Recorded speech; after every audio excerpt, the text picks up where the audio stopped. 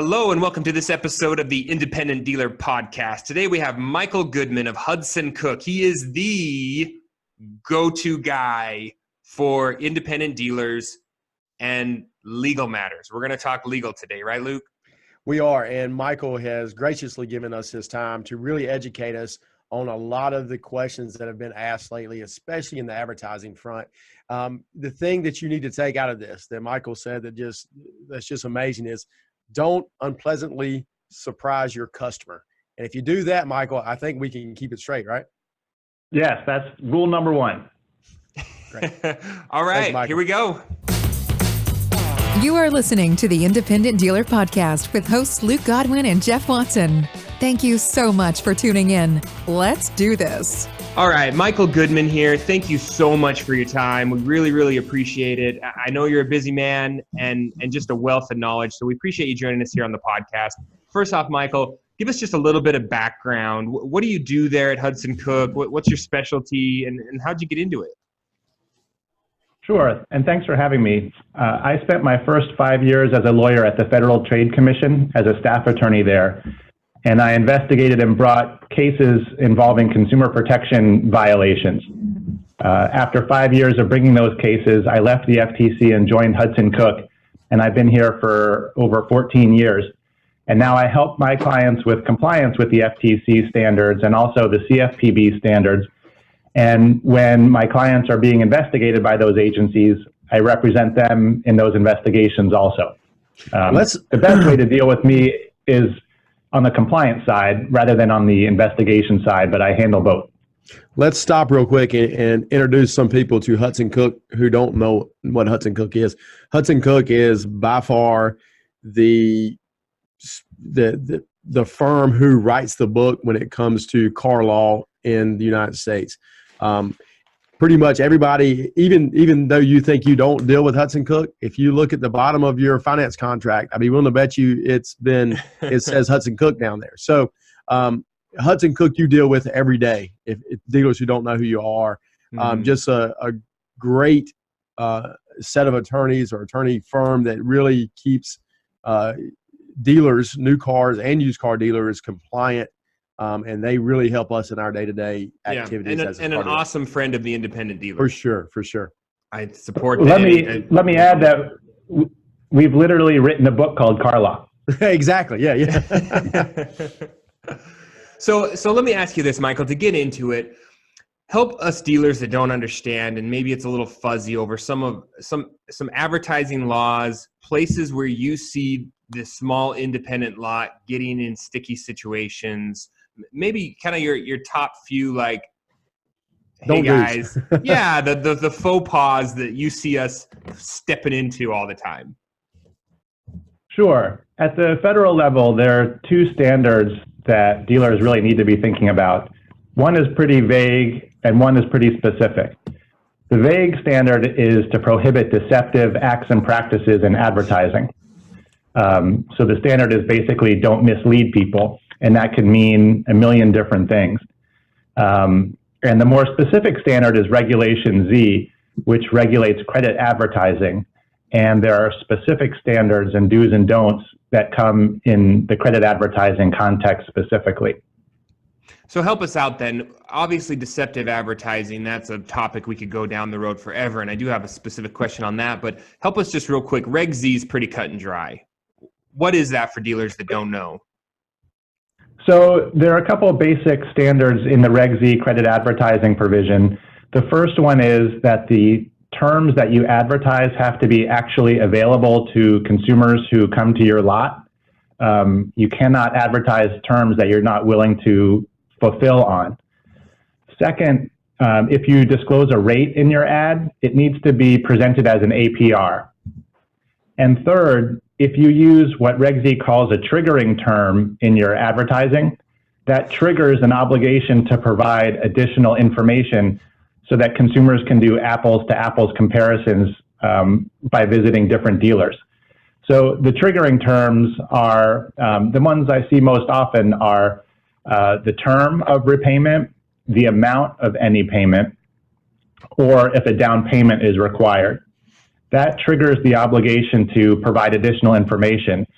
And that additional information is the APR and the terms of repayment, which means you're telling people how many months they have to repay or how many biweekly payments they're making and how much those payments are. Now, for most creditors, there's not one specific set of terms that they would provide here because it depends on what car somebody buys, how much they put down, and so on. And so Reg Z says you can give one or more representative examples, and that can comply with Reg Z. So these guys, so help me, I mean, Luke, I think, and I don't know if I should admit this on air, but forever I had my down payments on my cars. You know, no, I take that back. I had my payments. So I had all my cars classified by X amount. You were a Reg Z violator. I was a Reg Z violator for a minute because I did not have a disclosure, right? If I'm going to put the payment or the down payment on the windshield, right in that same windshield, I need to have those disclosures, the rest of the terms of the deal, right? Yes, the standard applies to advertisements. And we could talk about whether a window sticker in a car on a lot is an advertisement, but it probably is. Yeah, it is. Yeah, I would think so. So so it's okay. I can put 500 down, but underneath it, I need to say 24 months, 20% interest rate, OAC. Yeah, it's basically a one-sentence disclosure that you need. You can pack everything you need into one statement, and it would say, example, if you pay $12,000 for this car and your rate is 12% APR, you would make 120 monthly payments of $200, and then you're done. Cool. So make sure you're disclosing that. Now, that would apply for if I'm one of those guys that posts my down payments online and I'm using Facebook Marketplace and saying 500 instead of the sales price, I'm putting the down payment as the sales price. That could A, fall under deceptive, but B, would definitely trigger any of those terms within the context of the ad, right? It could. Again, this is if a down payment is required, that's the triggering term. Okay. And so if a down payment is optional, it's not the same. Okay. Michael, we see, and Jeff just brought it up, the with approved credit. Is that a triggering word? Is that a something we should, as car dealers, stay away from? What is your opinion on that kind of WAC or what do you say, OAC, however you want to describe that? That's not a Reg Z issue. It's not a required disclosure. It's not a prohibited claim, nothing like that. I see it all the time, and dealers use it to signal to consumers that the terms we're advertising aren't available to everybody. You have to qualify for them. At the state level, there are states that don't want you to use abbreviations like that when they think that consumers don't know what they mean. I see OAC so frequently in the industry that it feels like it's a term that people could understand at this point. But you need to be aware of state standards that don't like it. And you need to make sure if you're using OAC that you have some reason to believe that consumers understand. That means that I may not necessarily get these most favorable terms if my credit isn't great. Mm-hmm. And help me out. So along those the lines of slogans and terms, is it legal for me to say, I know we got some CAC dealers that listen to this, is it legal for me to say everyone's approved? Does that seem deceptive? Well, guaranteed I like that, financing. I like that smile there, Michael. Well, I've had this conversation with clients before who say things like everyone is approved or no one is turned down. And the question I ask them is it true? And can you prove it if you're challenged? Lots of times the answer I get is, well, it depends, or, well, not everybody. And then that becomes a problem because then you've got a deception issue where your reality doesn't match your claim. And so the concept that you could look around and say, well, everybody does it. Everybody says everybody's approved. That's not a defense if the FTC or the CFPB starts asking questions about your advertising. And so you can only use an unconditional statement like that, everyone is approved, if you can back it up and show that it's true. And I think dealers will struggle with that. Michael, does it, so just on that same line of thinking, if I say everybody is approved, and you go, well, how about this person? You didn't approve them. I said, well, I told them they needed $10,000 down on a $11,000 car. Where are we there? This gets into the gray area of deception compliance. And I get that explanation too. Like if the down payment's big enough, yeah, you'll get approved. Yeah. But if your customer can't meet that requirement, and you kind of know how unlikely that is, that somebody who's that credit challenged isn't going to have $11,000 in their hand for a down payment, it becomes misleading at some point. There's no specific definition of where that is. But if you're relying on an explanation that none of your customers are satisfying, that can be deceptive also. Yeah, and I think that's the best I've ever heard right there. That's so smart, because I think of a company like Credit Acceptance. They're very large. I'm sure they've been challenged on their slogan, guaranteed credit approval, but it is because of that. Everyone is approved, Mr. Customer, and here's the terms you're approved on. And so you're right. If it's always so extreme that no one, meets those requirements, then yeah, you're obviously being deceptive. I always tell my guys, I say, yes, everyone is approved on my terms, not on the terms they want. A customer might come in and say, well, I want these terms. You said everyone's approved. Well, yeah, they are, but you don't get to pick the price, the interest rate, and the down payment. I'm sorry, go ahead. One way that I talk to clients to think about this is imagine you're advertising from the consumer's shoes, or maybe more importantly, from the regulator's shoes after they've received a consumer complaint. So the consumer goes into your dealership, has your ad, it says everyone's approved. You said, yeah, we'll approve you if you can meet these impossible terms. So the consumer turns around and complains to the FTC and says their ad said everybody's approved. What they asked of me was impossible. So it seemed misleading because they just wanted to get me to show up by telling me I'd be approved, and then they were giving me terms I couldn't meet. That's what gives a regulator the foot in the door to open an investigation. Like, let's see what support you have for that claim. I was going to ask you, what's the burden of proof if that comes up? Could you say, hey, well, I've had 5 people last year put down $10,000. I mean, is that a burden of proof, or what would a dealer need to show? That's a good question. The dealer does have the burden to show that their advertising is not deceptive. I mean, as a literal matter, the regulator would have a burden to show that you were deceptive at the end of the day. But the way these investigations unfold is basically the regulator going to the dealer and say, prove this wasn't deceptive. And that's when you need to give your support. Yeah. One part of the deception standard under the federal law is that you need to have substantiation for claims that are objective or that can be measured.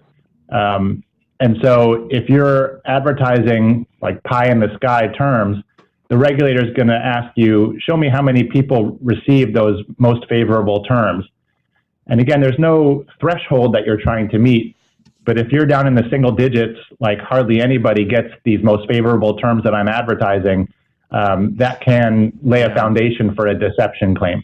I see that so often with independent dealers in my town, Michael, where if you see their advertisement on TV, or if you see their advertisement on the internet, they're advertising with 2.8%. Well, I've got prime customers that don't get 2.8% nowadays. And I don't think those terms are available to consumers, no matter what their credit is. How strictly is that enforced? And is there something as dealers we can do to help enforce? Well, that's a good question. I think it's fair to say that this is a target-rich environment for the regulator, and they can't go after every violation they see. And so they tend to hold their fire for when consumers have actually experienced economic harm, or they may bundle together a series of investigations and try to get more bang for the buck that way. Mm-hmm. If they're advertising a rate that nobody gets, then you've got a deception problem and you've got a Reg Z problem under that actually available standard. Mm-hmm. Could we get but in even trouble? If the dealer can, So, sorry, Michael, could we get in trouble if we're a buy here, pay here dealership that's advertising 0% interest? And we say, hey, well, we actually don't charge you interest here at this buy here, pay here. Is that, I mean, everyone's getting it. Everyone's getting 0% interest, but does that open up? I think that's a whole nother path we can go down there, Jeff. Is that a different thing about payment packing or saying, wait, that's undisclosed finance charges? There's no way you're giving someone with poor credit a 0% interest rate. Well, the question the FTC is going to ask in that investigation is, are you collecting interest by calling it some other thing or by some other name? So are you manipulating the prices of your vehicles in order to effectively charge that additional amount without calling it interest? Mm-hmm. And the FTC will consider that fair game in an enforcement action also. Yeah. Well, since Jeff opened up that door, that's one of my favorite doors. And I think it's just, in my opinion, it's a deceptive practice to advertise to a subprime customer that you're charging them 0% interest, because I feel like interest is being charged through the price of the car. Have you seen a challenge from government regulators on any of these 0% buy here, pay here stores or subprime lots? From that perspective, saying, hold on, you're charging 200% of NADA for your car. That can't happen. Have you seen anything there, or can you speak on that? I can't think of a case on those specific facts directly. It wouldn't surprise me if they're out there. I just don't think of one off the top of my head. But the FTC for years has brought cases alleging that dealers have manipulated pricing in their advertising in order to draw people to the dealership. And they've been bringing cases like that for a long time and challenging that as deceptive. And this sounds like it would fit right into that legal theory from the FTC, that if you're manipulating the pricing in your ads in order to get people to your dealership and not to the one down the street, that's deceptive. So do you think there's any, I guess, CFPB issue there where if you're charging too much for your car, there's a hidden interest charge? I mean, do you think there's an issue there? If you're charging double what your car should be worth? I would definitely call that a risk of a law violation, where if the FTC or the CFPB opens an investigation, looks at your pricing, sees that you're charging double what your competitors are charging while you're advertising zero interest, I definitely see risk of a deception challenge with those facts. So along with the deceptive advertising, this is something I wanted to get your opinion on, Michael. What I call the addendum epidemic. And it's really led on by the online pricing models of some of these websites. That it's kind of the race to the bottom, right? You want to be a good deal in your region. You want to be the best price. You want to show up in the top of these lists. So what we're seeing is a lot of dealers that are pricing their cars extremely competitive, at cost or below or super, super low as the sales price, quote unquote. And then when the customer shows up, all of a sudden you've got some nonsensical items tagged onto that price before you get out the door. And by nonsensical, I mean, certified pre-owned prices and pre-delivery inspection fees and even recon fees and a shop fee and all these weird fees, a $900 doc fee, not just your ancillary products like actual products, service contracts, gaps, those things I get. Those are, F&I products that a customer opts in for, hopefully. But they're almost line iteming their costs of, recon. I can't line item recon on my car, can I? So these customers are showing up. Obviously, they're being let in by a low price, and then they're getting this actual out the door price. It's illegal, right? I mean, black and white, illegal or gray? This is exactly what a bait and switch looks like, where you put out an unreasonably low or deceptively low price to get people to show up, and then while you're at the dealership, all of a sudden the price of the vehicle starts to inflate as the additional fees are tacked on. That's an easy deception case for the FTC, where you've the FTC calls this a deceptive door opener, where you've put out an advertisement with an unfairly low price to get this person to show up, and then when in the transaction, all of a sudden the price spikes as you tack on additional fees. This reminds me of an issue that I'm seeing in the hotel industry, where hotels are advertising a low rate per night, and then they're tacking on all these extra fees, like a resort fee or a parking fee. Exactly. I got hit with a parking fee in Florida a couple of times here lately. Exactly. And a number of state attorneys general are looking into the hotel industry for these very same approaches to advertising. And the same thing happens in the dealer world also. This is classic bait and switch, and the regulators don't like it. Michael, correct me if I'm wrong, but in a new car type situation, addendums are legal, correct? Well, when we get into dealer-specific compliance, I don't want to speak to that here. I'd rather talk to somebody one-on-one to make sure I get my facts and respond to them. Okay. One thing I do want to talk about, though, in this context, you mentioned this in online advertising. A lot of times, dealers will have a hyperlink next to a vehicle price, and the hyperlink provides additional information and additional fees that are tacked on.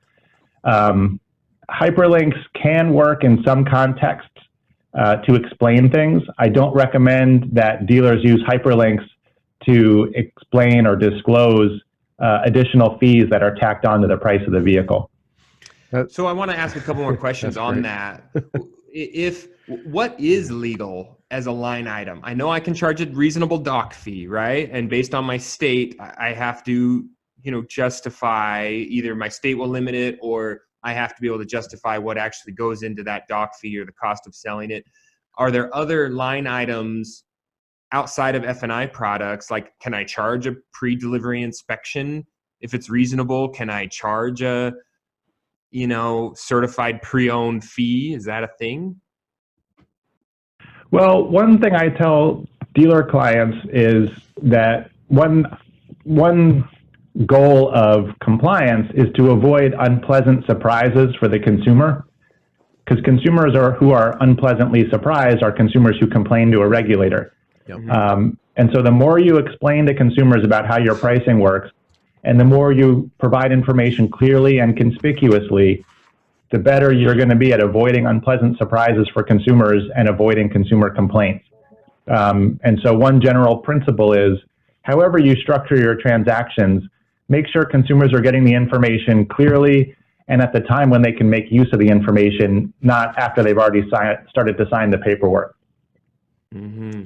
That's such a great thing to say. Don't unpleasantly surprise your customer with fees, because that's where you get into trouble. That's the reason people get mad. If you unpleasantly, surprisingly repossess someone's car, they may get mad too. So it's definitely a great philosophy to live by. I want to ask you one quick thing about dock fees. And I don't know if this is a nationwide thing or a South Carolina thing. I'm in South Carolina, but we have to advertise our dock fee with the price of our car. Does FTC ever look at that, or do they care about dock fees?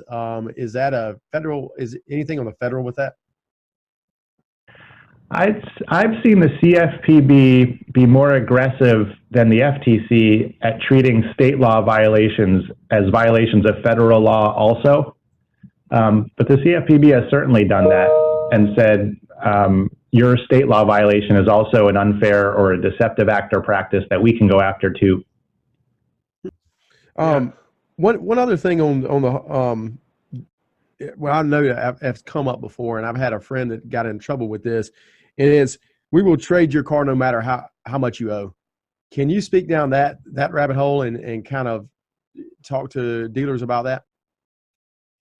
Well, the FTC has brought cases on those facts also, where you finance what you owe on your current car into the payment that you're making on the new car. And the FTC has gotten involved when that concept wasn't clear enough in the advertising, that the amount you owe on your current car doesn't just go away, it gets financed into the new transaction. What the FTC wants to see is a clear and conspicuous disclosure of what's actually happening in that transaction. Yeah, we'll take a trade on any vehicle, no matter what you owe. Here's how it works. The price of that loan is about to spike to accommodate what you owe on the car that you're trading in. Mm-hmm. That so it's kind of hard to make that snappy, right? we'll trade your car no matter what you owe, but everything you owe over what it's worth is going to go into your new loan. I mean, it's I think that gets kind of slippery, doesn't it?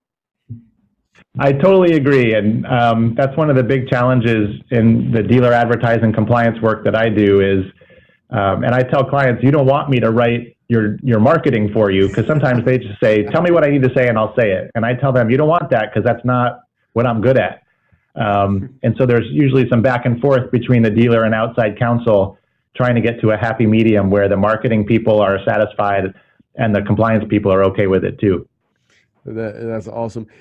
Another question I see that happens at stores is I'm advertising a price on the internet for, let's just use $10,000, but it's disclosed that I have to finance with the dealer to get that price because, of course, and I know that I'm getting a kickback from that finance company for doing that, so I'm making more on the car. Is that legal? That's something that you address with a clear and conspicuous disclosure that if this price or these terms are contingent on you doing business with this finance company, you just need to say so in a way that consumers will understand and notice. Okay, that's one part of that means if you don't disclose that, if you've got a block of fine print text and it's gray print on a white background and it goes for 30 lines at the bottom of an ad, and you're disclosing this in line 18, that's not a good idea. Consumers need to be able to see the information and understand it. You know what I found is if you have a low price and you're marked as a good deal on these sites, you can put anything in those disclosures because nobody reads them. I try to spell out everything in the disclosures, and yet it's just constant questions of the same thing I already disclosed. So I know it's got to be there. Nobody reads it. All they see is that price and think they can come in and, the new car stores want to give you some killer deal, but if you pay cash, it's actually not in their best interest. Like Luke said, you've got to finance with their captive bank. It's a real challenge because dealers will look around and see what their competitors are doing, and they're not getting in any trouble for it. And here's your outside counsel saying that's not a good idea. And the dealer has a business risk decision to make is if your outside counsel is saying don't do this and your competitors are all doing it and not getting sued, the dealer's going to have to make a choice. I want to put in a plug for a resource that the FTC has that I use all the time. It's called the .com Disclosure Guide, and it's a plain English discussion of providing good disclosures online. And I find it works for print too. Just how to make things noticeable, how to satisfy the FTC that you've given consumers a fair shot to see what you're telling them. Okay, and I'll try to put a link to that in the show notes so everyone can see it there. I'll find it on the site and link it there. Michael, so do you see, maybe as a word of caution or maybe just to kind of scare us straight, have you seen some fines come down on small independent dealers? I always think to myself, I'd have to do some pretty egregious things to ever get on the radar of a federal agency or a state agency as a small independent dealer. But that can't be true. Everyone's got an eyeball. That's a great question. And an important thing for all dealers, especially the small ones, to keep in mind is if you draw the short straw and you're being investigated by the FTC or the CFPB for something that's common in your industry, it's going to cost you a lot of money to handle that investigation. Even if the investigation doesn't go anywhere, just the cost of responding to the FTC or the CFPB when they start asking for information can be very high. And it may be unlikely, a small percentage of dealers get investigated, but like you say, the investigators and the regulators, they have eyes too. And so they look at ads all the time. They're looking at consumer complaints all the time. They're looking for targets. It's easy for them to send out the investigation. it's very burdensome for the dealer to comply with it. And just hoping that you don't draw the short straw, that's part of it. But another part of it is doing what you can to be compliant, because that lessens the burden. You still have to deal with the cost of the investigation, but if the process stops there, you're a lot better off than if the FTC or the CFPB wants to bring an enforcement action against you. Can you speak, Michael, and you may not be able to, but can you scare these people and just these other dealers out there and just kind of give an idea of what it may cost, even if you're being investigated, if you have to bring in people to help you? Sure. In my experience, the cost of the initial response to an investigation from a federal regulator starts in the mid 5 figures and goes up from there. And if there are follow-on investigations, that adds to the cost. That can double the cost if they send a second subpoena to you for more information. Then there's the cost of negotiating a settlement with the regulator. And then there's the financial penalty that they can impose on you to settle the case. So mid 5 figures is, I think, the very rock bottom starting point if you get a subpoena from the CFPB or the FTC, and you're going to quickly go up from there. Wow, that's I mean that would put a lot of independent dealers out of business real fast. I think about that all the time, because I want the FTC and the CFPB to know that.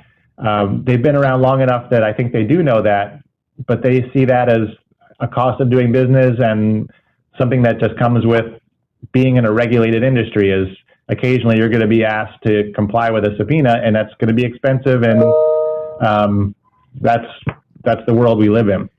Do they sometimes issue these subpoenas to shut people down? I mean, do you think that's a part of, if they really see that they're doing something that's really harming a consumer, would that be part of their reasoning behind doing it? I wouldn't want dealers to think that the federal regulators are out there trying to close down businesses, because that's not how they approach this job. They're looking for law violations, and they want them to stop, and they want to punish when necessary, but they're not out trying to put people out of business. The caveat to that is if they see a business that they think is rotten to the core or fraudulent to the core, and I don't see this in the dealer world compared to other places, but if you're just taking money from consumers and then not delivering what you've promised, then that can be a cost that's imposed on you. They can shut you down if it comes to it. Yeah. But that's not how they approach the garden variety investigation. Yeah. So let's ask this, Michael, to wrap this up. You know, Luke and I, we definitely are of the philosophy, and I know the people that listen to this podcast are the top % of independent dealers. We care. We're trying to do it better. We want to know. We want to learn. We want to make sure we're in compliance. How do we police our own industry? Are there opportunities for us to say, hey, I know that there's these people doing it wrong, and I actually had a customer come in and present me with the advertised price and their out the door price, and I have these 2 documents right here.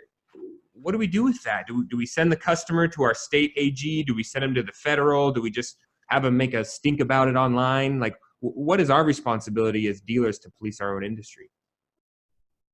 Well, you can recommend those things. You can have the consumer submit a complaint to the state AG or to the federal complaint database.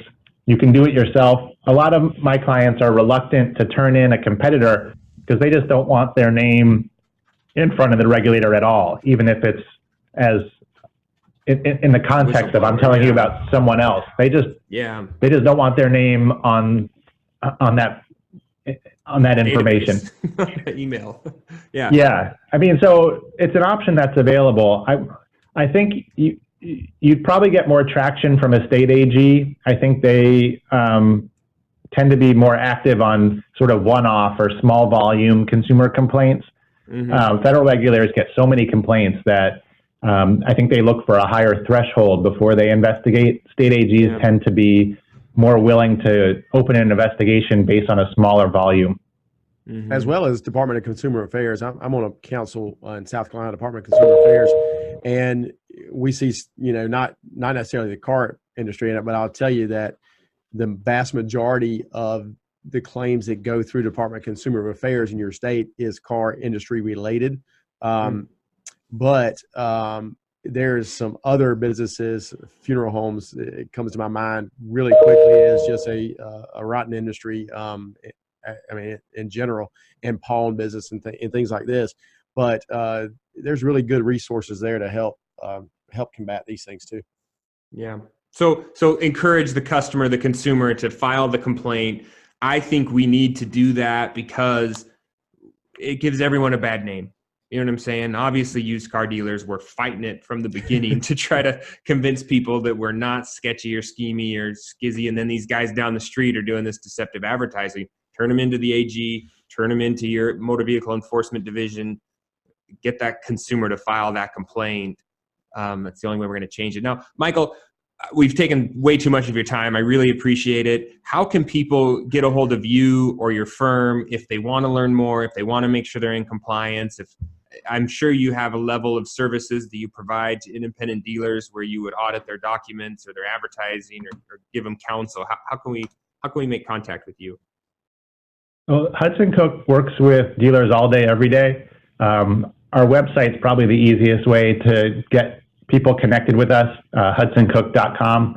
And I'm happy if anyone wants to email me directly at mgoodman@hudco.com. Those are the two easiest ways, and we're happy to talk to anybody who wants to talk to us. That's great. And if you haven't seen Tom speak and others within the firm speak at a convention, next time you're at a convention, go sit in there and listen and take notes, because he will explain everything you probably need to know. Not everything, but a lot of it. And he really, really has worked hard in our industry to keep us educated and to try to get us to do things the right way. I totally agree. Michael. Thank you, Michael. Thank you very much. Thank you for joining us today. Hope this episode inspired you to take positive action. Remember to subscribe so you get each episode the day it comes out. And we would love your help spreading the word. Leave us a review and share this podcast with your dealer friends. Dealers helping dealers learn and grow together.